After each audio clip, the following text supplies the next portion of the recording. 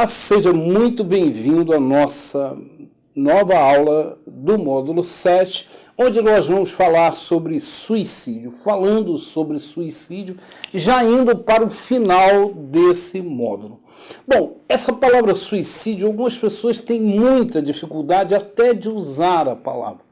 Elas não gostam de comentar, não gostam de falar sobre isso, mas se você olhar, pensar um pouquinho, você vai ver que mesmo entre os seus amigos ou os amigos dos seus amigos, há alguém que tenha cometido suicídio. Infelizmente, é um fato comum e tem sido cada vez mais comum e por isso mesmo precisa ser falado, estudado, comentado e vivido.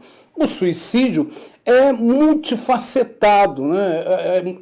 São múltiplas as determinações que podem afetar o indivíduo a ponto dele cometer o suicídio.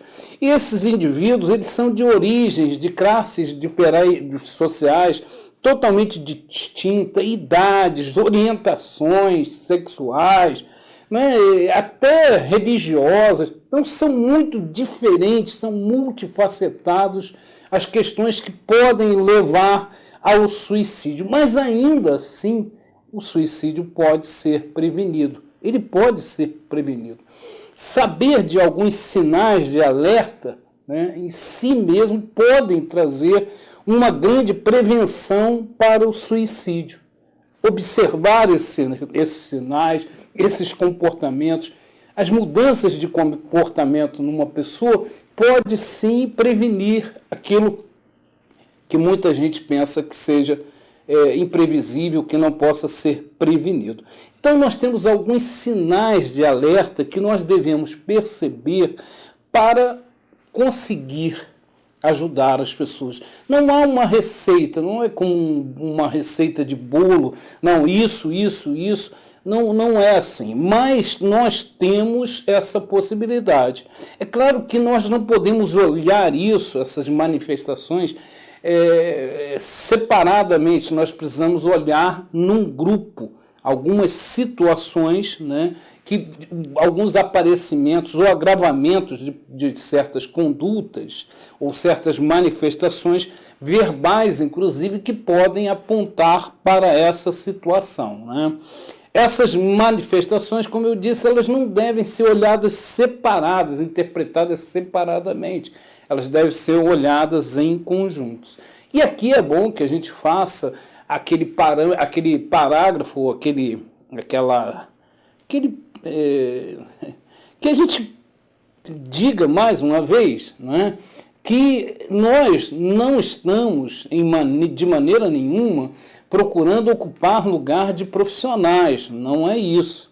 O médico precisa ser consultado, o psicólogo, o psiquiatra, precisam cuidar desses casos. O que nós estamos fazendo aqui é apenas entendendo sinais para poder ser uma primeira ajuda para essa pessoa, até para indicar uma ajuda mais profissional, para podermos entender o que realmente acontece. Então vamos lá a essas pequenas coisas, aparecimento de pequenas coisas que podem apontar, né, pequenas situações que podem apontar para um caso de suicídio. Preocupação com a própria morte ou a falta de esperança é um ponto fundamental, né? A pessoa com o risco de suicídio, ela costuma falar muito sobre suicídio, muito sobre morte, muitas vezes nem falando dela mesma, mas de alguma coisa próxima, de alguém próximo. Elas confessam ter uma falta de esperança muito grande, culpadas por determinadas coisas, uma falta de autoestima, tem uma visão muito negativa delas mesmas, da vida delas e do futuro delas. Então essas coisas podem expressar já uma situação de propensão ao suicídio, né?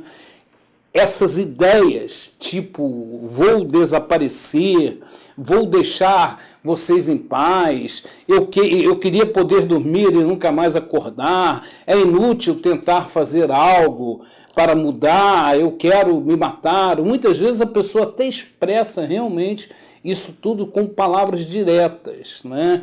Então, eu quero abrir aqui um parênteses para você, eu acho que, inclusive, já falei sobre isso aqui, mas torno a falar, não é demais. Não considere isso como simples palavras vazias ou com chantagem emocional, simplesmente. Ouça isso. Tente levar para um outro lugar, não faça julgamentos, certo? Aí nós entramos aqui na questão do isolamento. A pessoa, nesse processo, ela entra num isolamento, ela não atende mais telefones, ela não interage mais, né, em rede social, ela fica em casa, muitas vezes fechada no quarto, né, reduzindo ou cancelando todas as suas atividades sociais, principalmente aquelas que elas costumavam gostar de fazer. Isso é um outro ponto. Há outros fatores aqui que podem levar também a essa questão do suicídio. Por exemplo, exposição a agrotóxico, né? É comum que aconteça isso. Aqui na minha cidade, por exemplo, na área rural, em Nova Friburgo, há muitos casos de suicídio porque as pessoas caem em depressão, muitas vezes por várias questões, elas estão muito próximas desse agrotóxico que elas usam nas plantações e acabam tomando esse agrotóxico e se matando. A perda de emprego, crise políticas e econômicas, discriminação por conta de orientação sexual ou identidade de gênero, agressões psicológicas ou físicas, sofrimento no trabalho, diminuição ou ausência do autocuidado, né? A pessoa começa a não tomar banho, a não manter nem a higiene mínima, conflitos familiares, perda de um ente querido, é muito comum, doenças crônicas dolorosas, né? Ou incapacitantes. Todos esses fatores podem determinar e levar ao suicídio. Nós temos agora o caso específico, por exemplo, da pandemia que nós estamos nesse momento vivendo, que traz uma incerteza muito grande e coloca pessoas já muitas vezes fragilizadas num lugar mais frágil ainda, certo? Então essas questões podem induzir a pessoa ou serem fatores para o suicídio. Agora vamos lá.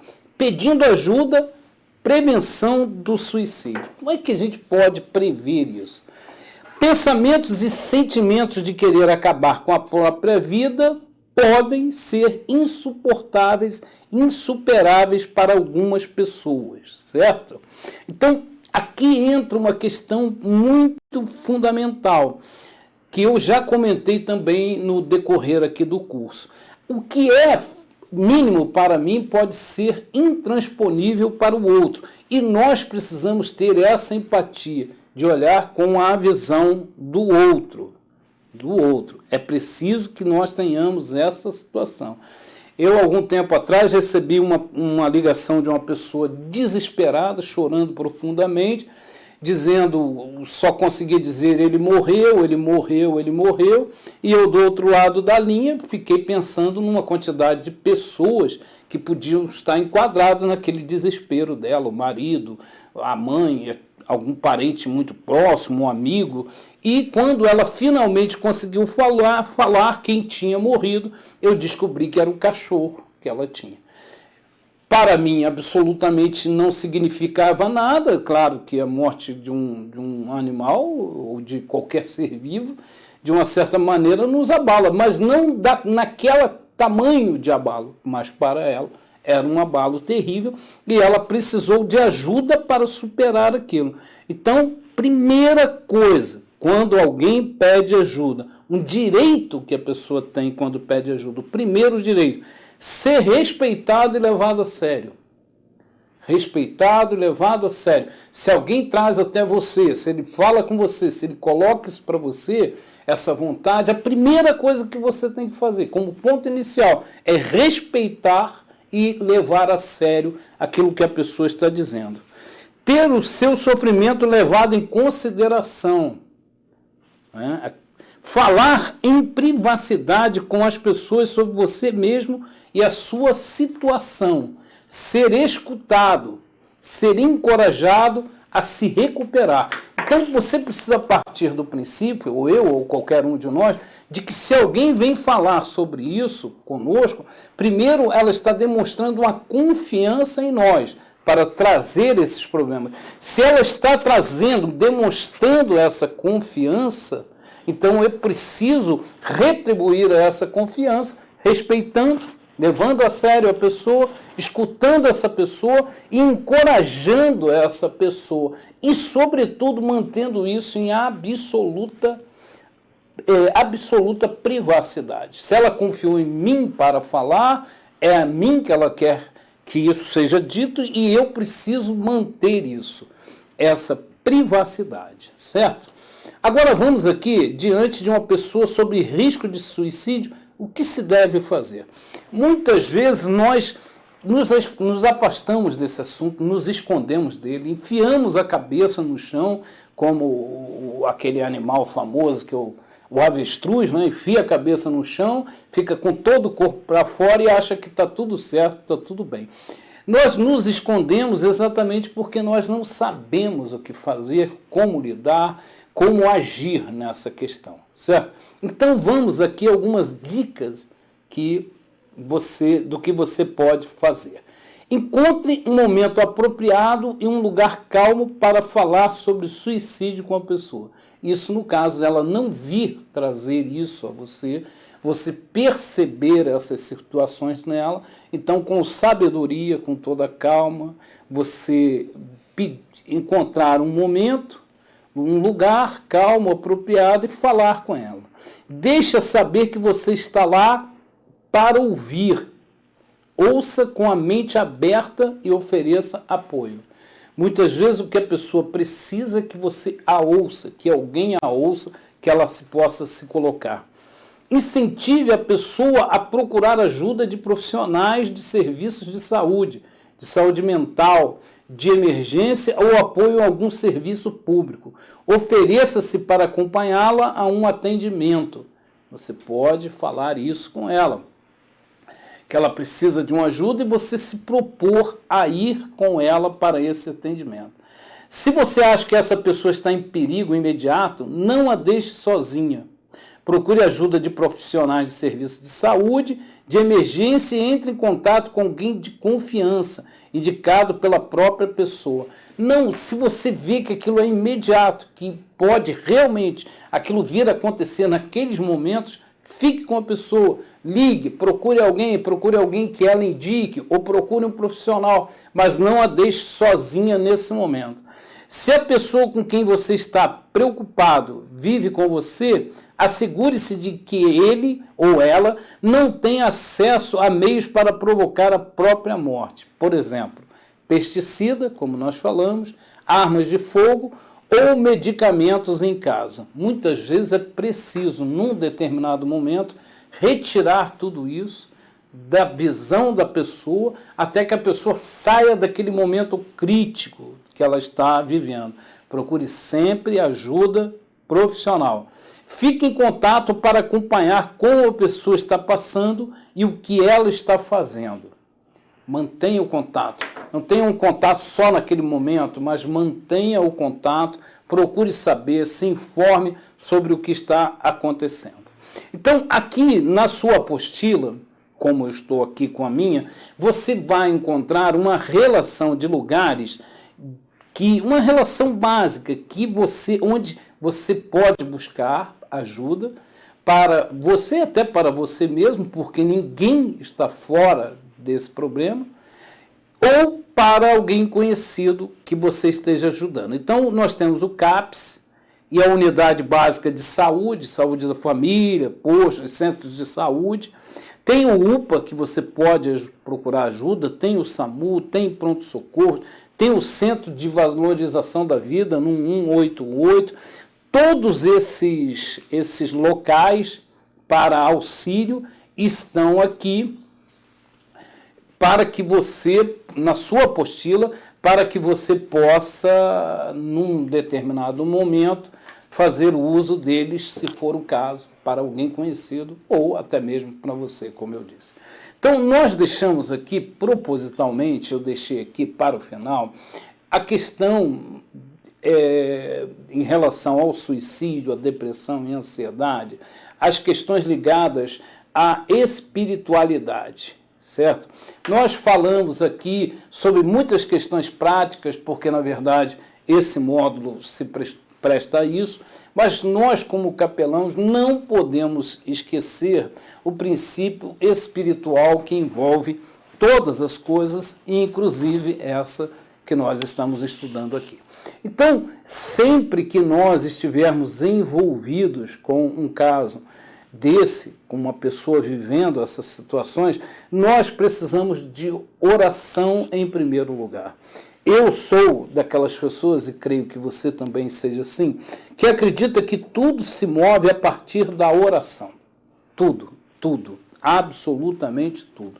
Então, se nós vamos a um hospital, a um presídio, a um colégio, aonde for que eu e você formos praticar a capelania, nós devemos estar em oração e, se possível, cobertos em oração também pela nossa liderança. Sobretudo quando nós vamos tratar de questões como essa, depressão, ansiedade, suicídio, é preciso ainda mais um reforço ainda maior de oração, de intercessão, muitas vezes de jejum e oração. Então, que você tenha isso concebido no seu coração, que isso esteja estabelecido no seu coração. Esse curso não é apenas, não visa apenas os evangélicos, nós também visamos outras religiões, é para formar também pessoas de outras religiões. Então, não importa qual seja a sua religião, importa que Deus esteja presente, que Jesus Cristo esteja presente e que você possa fazer todo esse trabalho fazendo em nome de Jesus. Esse é o propósito. Não se esqueça disso. Nós não deixamos a questão da oração por último, a questão espiritual por último, por ela ser menos importante. Muito ao contrário, nós deixamos por último para que você tenha muito bem estabelecido no seu coração esse propósito, o propósito do jejum, da oração, nas visitas e no tratamento, nos aconselhamentos que você fizer em toda a capelania, mas sobretudo nesse caso aqui da depressão, da ansiedade e do suicídio.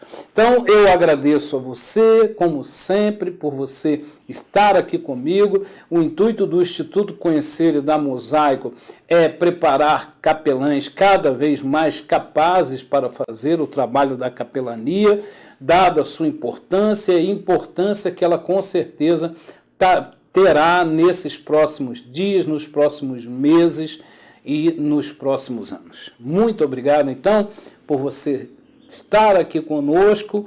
Nós agradecemos muito, muito a sua participação aqui. Muito obrigado e até um próximo módulo.